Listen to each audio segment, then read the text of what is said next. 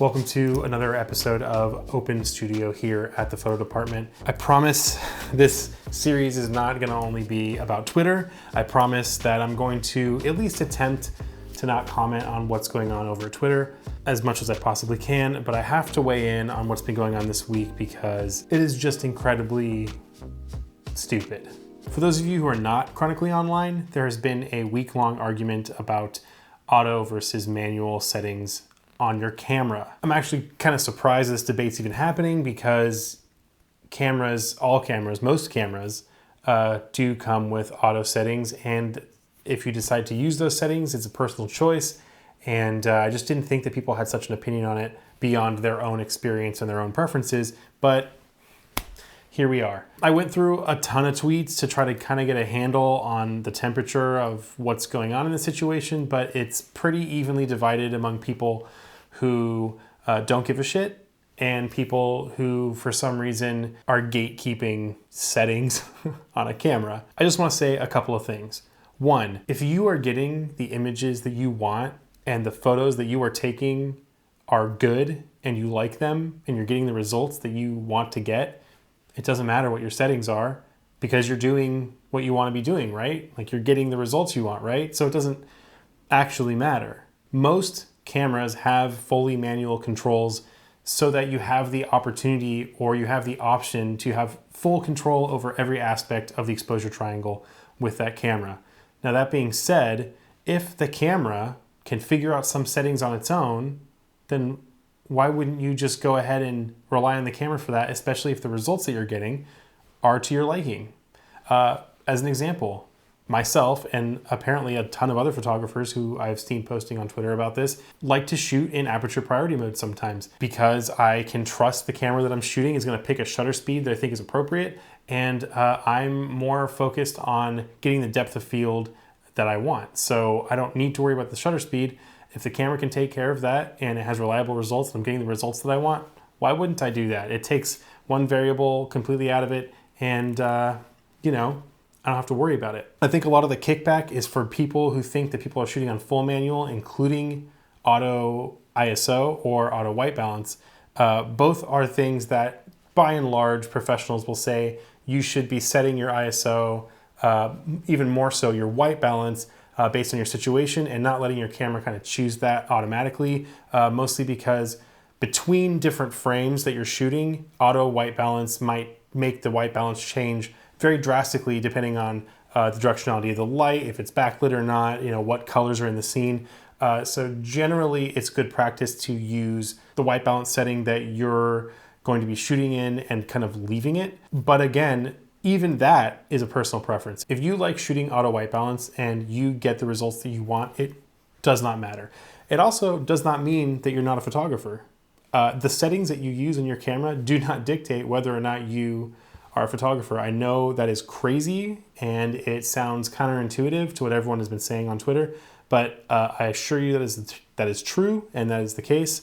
I would actually argue that if you know what settings you can allow your camera to decide for you, then you are actually more informed as a photographer. And if you can leverage those settings in order to make your job easier, then you have more knowledge because you're making a decision to let something go that you don't need to worry about, and you're focusing on what you actually need to worry about. I would say that's way more of a skill. I will say right now that if you shoot fully manual, that does not mean that you are better or more interesting as a photographer. That doesn't mean anything. It just means that that's your preference in shooting, and to look down on other photographers for their choice and their preference for how they shoot their photos is a waste of your time. And then when you share those opinions on Instagram, it makes you look like a jerk. So that's kind of it on that because there's nothing else to say about that. Just stop talking about it. Stop posting about it. It's over. I only have a couple things on my paper here, but one of the things, the thing up here, it says people on Twitter are stupid. Moving on to the Q&A section. This is my favorite part of the week. You guys send me questions on Instagram and then I answer them. And honestly, sometimes your questions are weird. Sometimes your questions aren't questions at all. And sometimes I'm confused, but I'm always entertained. Our first question comes from MaddieMason.jpg. friend of mine, friend of the pod, friend of the show. Do you think Lomo can ever be as big as Kodak and Fuji? I can't say for sure. I can't say with authority, but let's just say that I can. Lomo is respooling, repackaging existing Kodak film stocks and marketing it under their own names. Just by that alone, they can't really be bigger than Kodak. They're not manufacturing their own film. Some of the film that they are having manufactured for them, like Lomo Purple, Lomo Turquoise, stuff like that, they do have that manufactured for them, but they are not a large manufacturer of film, so they're never going to be as big as Fuji or Kodak in the way that they're never going to be a large manufacturer. But I would argue that Lomo has a very distinct brand recognition, and a lot of people know what they are, and a lot of people shoot Lomo, and so I think that they're big enough, and they keep doing cool stuff, so I'm sure they'll keep getting bigger. You also asked me to rate Ilford film stocks. Okay, so we're gonna go best to, not worst, but best to the ones I use least, I guess. So HP5, Delta 100, Delta 400, Delta 3200, XP2, Ortho, and then probably like SFX or whatever else is down there that I don't really use that often. So yes, that is the Bible. Sour Cream US, my girlfriend Jackie, she's over there in the house somewhere. What got you into making videos? A lot of things got me into making videos. Narcissism, just really loving the sound of my own voice, the need for validation. What actually really happened is when I first met my friend Christine, I met her, she was a friend of a friend, and I saw online that she had posted a story or something with a camera. It was the same camera I have as my Olympus stylus. She had the same one, so I was like, hey, I have the same camera, and then we got to talking, and she told me she had a YouTube channel and that she'd like to have me on the channel talking about my favorite cameras. So I went down to LA. I was on her channel. God, it was like 2016, 2017. We did the video and she said that I would probably make a good YouTube host and I should consider making a YouTube channel. I waffled back and forth on it a little bit and I just said, screw it. And in 2017, I think it was in April, I posted my first video. People liked it, so I kept doing it. And here I am. That's the story. Ted Iyer, I don't know if I said that right. Favorite 3 Nikon lenses? I think I've just talked about this recently, but my favorite 3 are, the camera right now has the 28mm f2 pre-AI. That's one of my favorites. My other camera is around here somewhere, has the 24mm f2.8, which is also a really great lens, a lot wider, but a really beautiful lens that I've been using for a long time. And then I'll have to say a toss-up between the 105 and the 50mm 1.4, just because the 105 is a really beautiful lens and it's really, really great for portraits and a lot of other things. But the 50mm is just like so utilitarian, but also really beautiful. So, wide aperture at 1.4, nice and fast, beautiful glass. So you can get really great portraits, great detail shots. You can get, it's a great documentary lens. It's just one of those lenses that if you were kind of stuck on a desert island and you had to choose one lens for the rest of your life, yeah, the 28 or the 24 might be more fun, but the 50mm would be just a lens that I would get so much use out of and be very, very happy with the results. So those are my 3 favorite Nikon lenses. Film and brews. Any photographers, music, movies, art, YouTubers, etc. that have inspired you lately?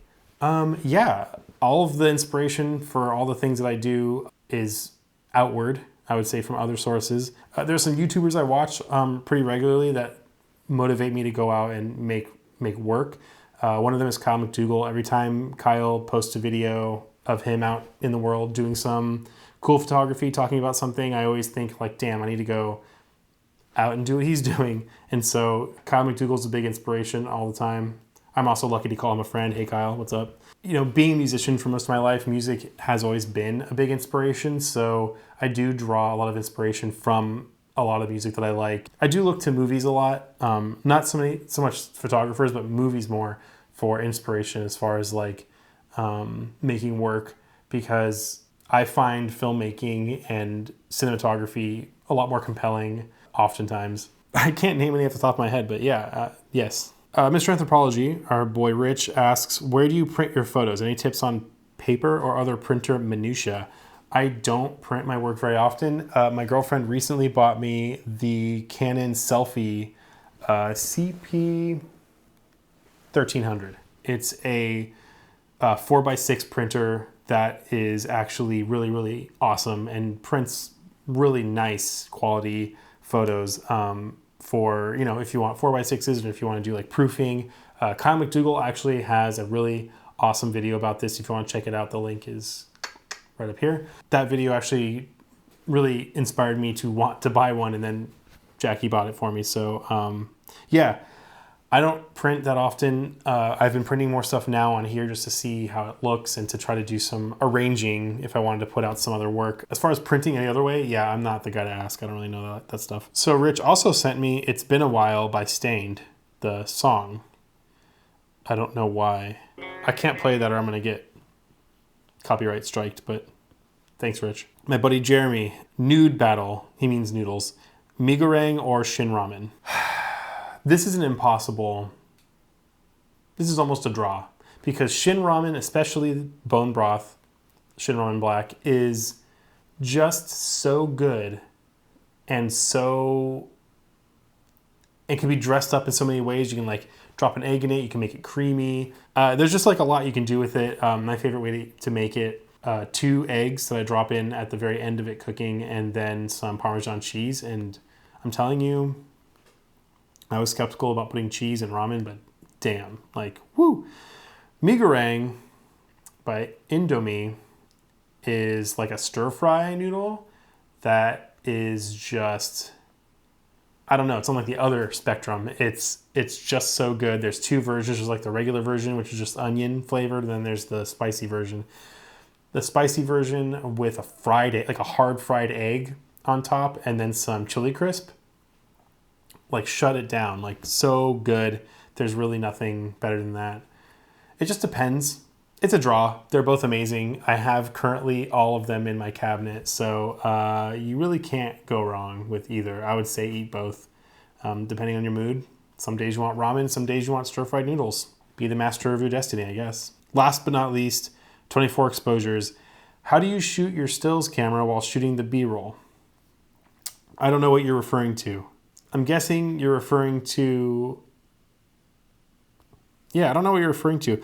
I don't do that often unless I have another tripod set up or someone else is with me who can film me while I'm shooting. But there have been a couple times where I attached my GoPro to my camera and have shot that way, if that's what you're referring to. Yeah, I don't usually do the two at the same time. I usually will show photos that I've taken and intersperse them with B-roll that was shot at a different time. I hope that answered your question. I'm not exactly sure what you're talking about, but thank you. And I love you. All right, that's it for me. Thank you guys for watching again. A big shout out to my patrons at the Patreon. They are the ones who make sure that this channel keeps going. Their support is the only support this channel gets. There's no sponsors or anything else. So if you want to help support this channel and you want to be a part of our amazing Discord community, you can go to the link in the description and check out the Patreon. And it's pretty cool. The Discord community is worth everything. It's such a great community and there's so many great resources there. So just for that alone, I would say it's very worth joining the Patreon. It's cheap. Everyone on every tier gets the same amount of access. You just decide how much you want to support this channel with. And it's kind of up to you. So yeah, check that out. This channel has a lot of big stuff coming, like big stuff. Like I've said that before, as far as like, oh, I'm getting a new camera, or I bought this thing or whatever. I'm going to show you guys. I'm going to unbox something. But I promise you there's something massive coming that you're not going to guess. There's been a lot of work behind the scenes going on, getting it ready. I can't say anything about it right now because it's just too good and it's just too fun. And yeah, so make sure you're subscribed and you're here to keep up with that. Thanks again for watching, and I hope you have a great day.